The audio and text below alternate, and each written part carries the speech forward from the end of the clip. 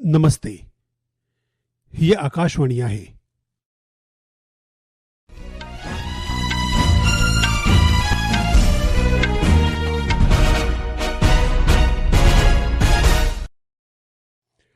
हाणे तव्हीं अनिल वंझाणी खां ॿुधंदा सिंधीअ में ख़बरूं.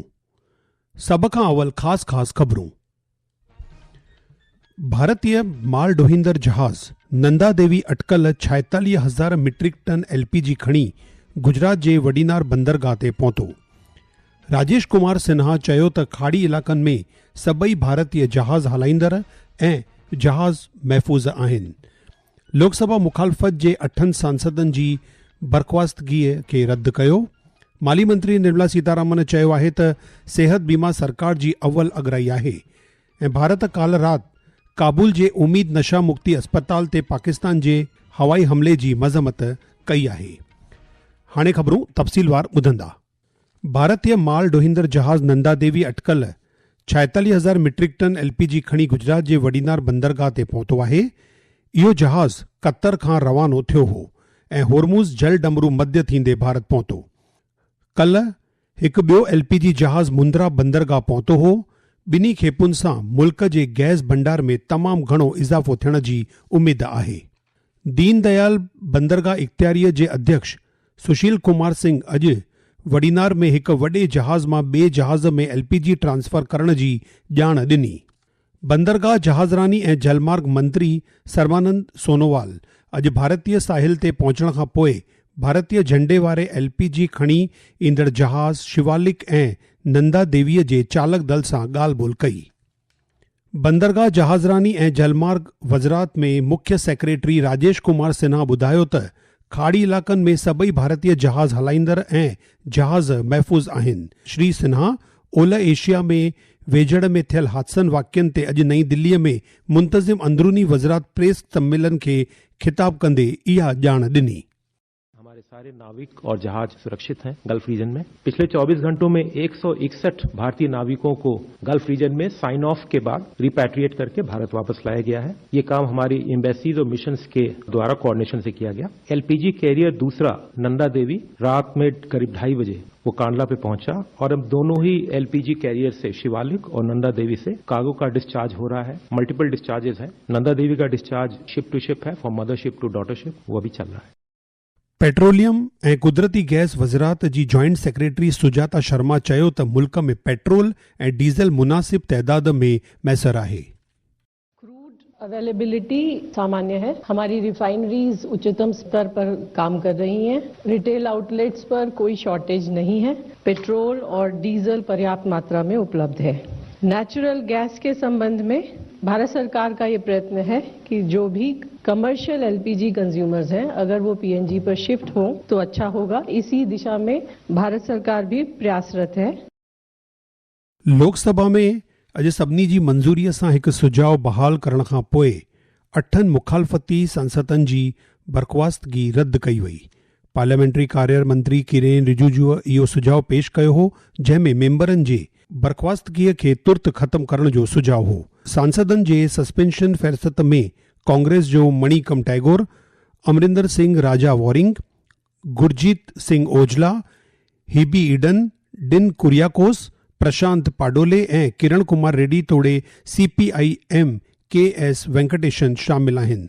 लोकसभा अध्यक्ष ओम बिरला चयो त मेरा आपसे इतना आग्रह है, संसद भवन परिसर सभागृह के अंदर या सभागृह के बाहर AI generate photo, play card, banner आदि का प्रदर्शन न करे कि दुनिया का सबसे बड़ा लोकतंत्र और देश की सर्वोच्च संस्था संसद है.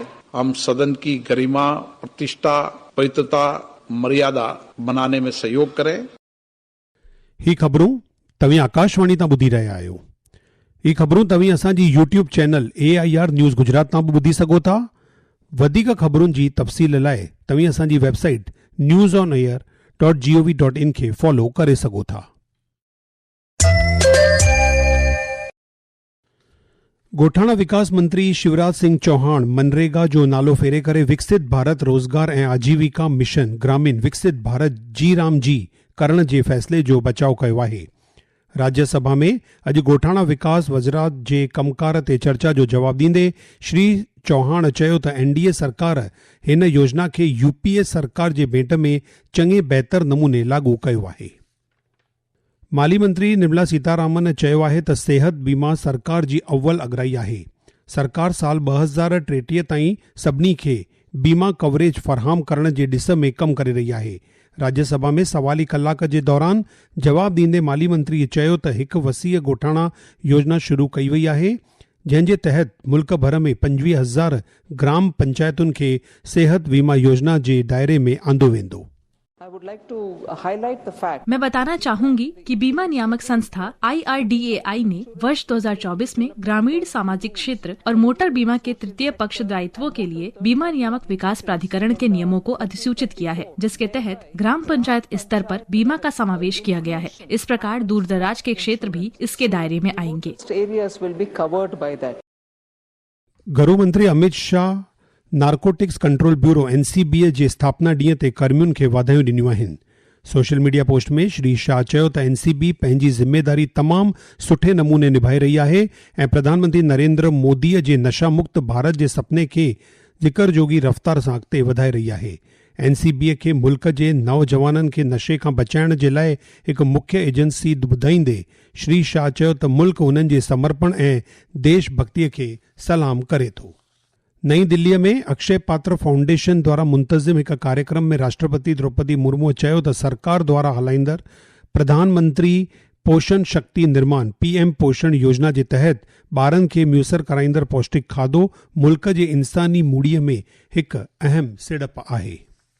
वाणिज्य उद्योग मंत्री पीयूष गोयल चयो आहे त ओलह एशिया में जारी छिकताण जे बावजूदि भारतीय अर्थव्यवस्था मज़बूत आहे। अॼु लोकसभा में सवाली कलाक जे दौरान सवाल जे जवाब में हुन चयो भारत सां गॾु वापारी लाॻापा मज़बूत करण जे लाइ समूरे विश्व में उत्साह वधी रहियो आहे। पूरे विश्व में एक प्रकार से भारत के साथ व्यापारिक संबंध बढ़ाने का आज उत्साह है। 3-3.5 वर्षों में हमने 38 विकसित देशों में द्वार खुले हैं अब भारत के निर्यातकों के लिए। भारत के लिए अपार संभावनाएं हैं, भारत के मछुआरों के लिए, भारत के किसानों के लिए, भारत के छोटे सूक्ष्म लघु उद्योग के लिए, नए निर्यातकों के लिए, नए प्रोडक्ट्स और नए सर्विसेज के लिए नई मार्केट्स खुलेंगी बड़े रूप में। अंतर्राष्ट्रीय व्यापार में भारत का शुरू नया अध्याय लिखा जा रहा है। अफगानिस्तान जी राजधानी काबुल में काल्ह राति हिकु अस्पताल मथां थियल पाकिस्तानी हवाई हमले में 400 माण्हू मारिया विया ऐं अटकल 250 ज़ख़्मी थिया आहिनि। भारत काल्ह राति काबुल जे उम्मीद नशा मुक्ति अस्पताल ते पाकिस्तान जे हवाई हमले जी मज़म्मत कई आहे। अफगानिस्तान पंहिंजे मथां थियल पाकिस्तानी हमले जो करारो जवाब ॾियण जो चिताव ॾिनो आहे। हाणे ख़ासि ख़बरूं हिकु दफ़ो वरी ॿुधंदा। भारतीय माल ढोहींदड़ जहाज़ नंदा देवी अटकल 46,000 मीट्रिक टन LPG खणी गुजरात जे वडीनार बंदरगाह ते पहुतो। राजेश कुमार सिन्हा चयो त खाड़ी इलाक़नि में सभई भारतीय जहाज़ हलाईंदड़ ऐं जहाज़ महफ़ूज़ आहिनि। लोकसभा मुखालफ़त जे 8 सांसदनि जी बर्ख़वास्तगीअ खे रद्द कयो। माली मंत्री निर्मला सीतारामन चयो आहे त सिहत बीमा सरकार जी अवल अगराई आहे ऐं भारत काल्ह राति काबुल जे उम्मीद नशा मुक्ति अस्पताल ते पाकिस्तान जे हवाई हमले जी मज़म्मत कई आहे। ख़बरुनि जो सिलसिलो हिते पूरो थियो। मूंखे तव्हां ॾींदा इजाज़त। नमस्ते।